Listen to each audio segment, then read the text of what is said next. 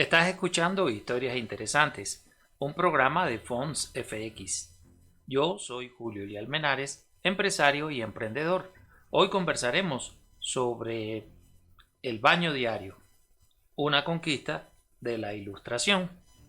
Hablaremos de un personaje que casi todos conocemos, Don Quijote de la Mancha, el hidalgo que casi nunca se la va.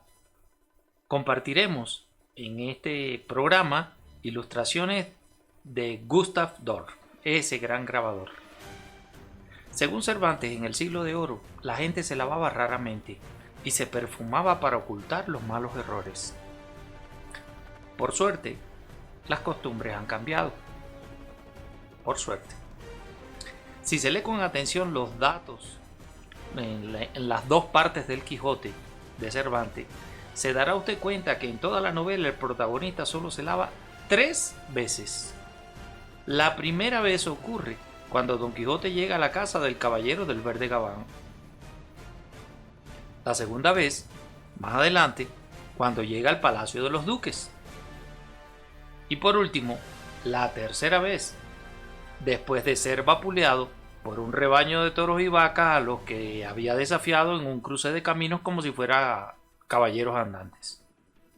La locura de Don Quijote.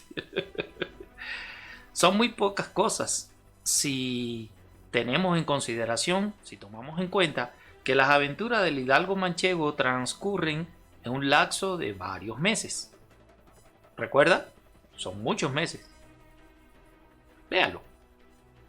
El problema es que en estas 3 ocasiones, el protagonista de la obra, es decir, Don Quijote, solo se lava la cabeza y los brazos. Nada de bañarse todo el cuerpo como hacemos hoy algunos. Algunos. Esto ocurre tan solo por accidente en 2 ocasiones. Una noche en que Don Quijote, sonámbulo, se puso a cuchillar unos pellejos de vino creyendo que eran gigantes, hasta que el dueño, el barbero, trajo un gran caldero de agua fría del pozo y se lo echó por todo el cuerpo, despertándolo y sacándolo de su sonambulismo. Recuerden que Don Quijote era sonámbulo, Y en la segunda ocasión fue al caerse al agua cuando la embarcación en que lo transportaban zozobró en el Ebro. Don Quijote solo se lava 3 veces en toda la obra y siempre la cabeza y los brazos. Tan solo se baña el cuerpo 2 veces, y eso por pura casualidad, por puro accidente. Lo mismo sucede con Sancho Panza. Aparte del percance que sufrió junto con su amo en el Ebro, tan solo se dice que una vez al terminar una pelea que tuvo en la ínsula Barataria, los que estaban con Sancho lo limpiaron. De todo ello se deduce que cuando nuestros protagonistas andaban por el camino polvorientos y soleados de la Mancha, iban sudorosos y cubiertos de roña. Cervantes lo señala al explicar que en una ocasión en que Don Quijote se quedó en camisas, dejando a la vista los muslos, se podía ver que las piernas eran flacas, largas y llenas de vello y nada limpias. En otro pasaje se dice que Don Quijote quedó todo bisunto, sucio, con la mugre de las armas. Aquí tienen. Ahora bien, algo más interesante. Las mujeres representadas en la novela tampoco eran un dechado de limpieza.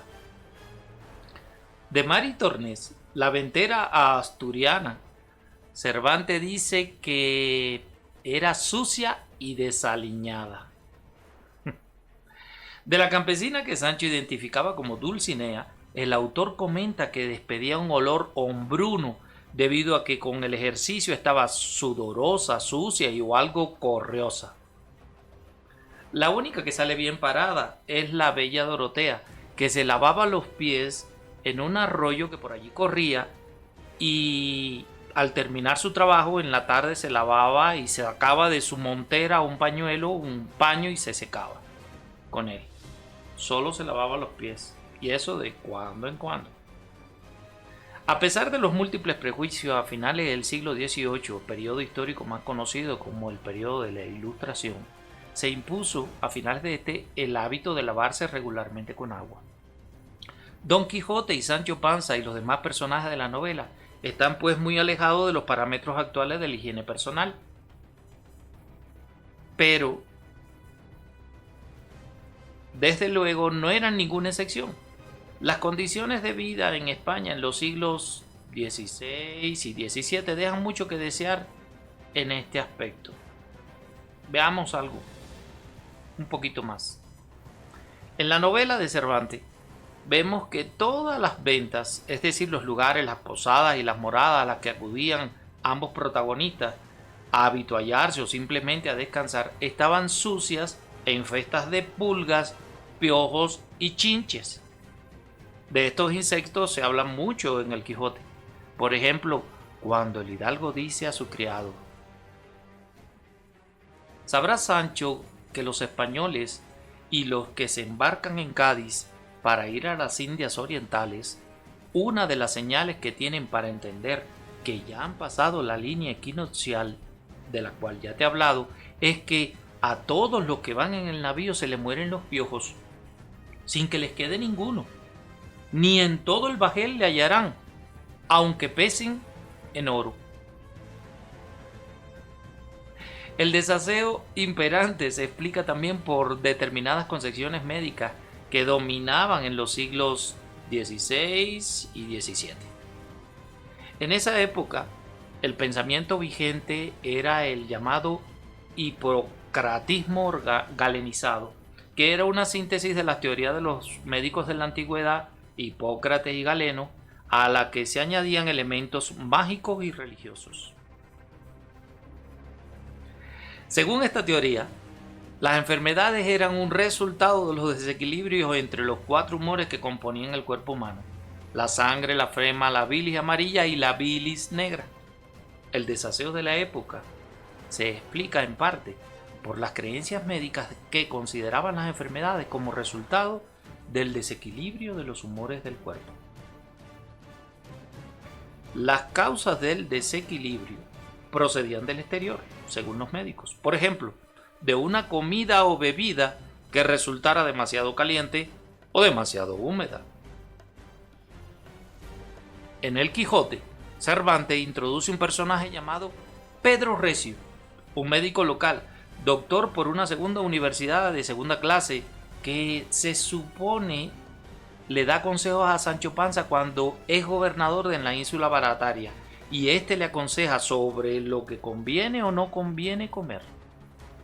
Dice el médico: mandé quitar el plato de fruta por ser demasiado húmeda, y el plato del otro manjar también le mandé quitar por ser demasiado caliente y tener muchas especies que acrecientan la sed, y el que mucho bebe mata y consume el húmedo radical donde consiste la vida.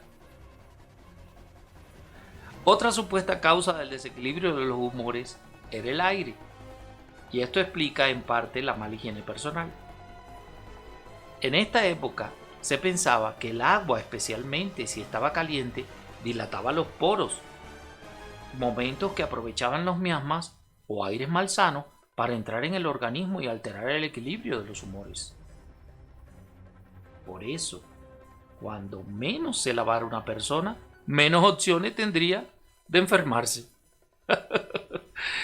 Ante esta situación, la gente se limpiaba el cuerpo en seco, como única excepción las manos, la cara y el cuello. Estos eran las partes visibles. Justo cuando se publica la primera parte del Quijote en 1605, en España estaba inmersa de una gran epidemia, la peste atlántica, que acababa la vida, terminó matando a cerca de 600.000 personas.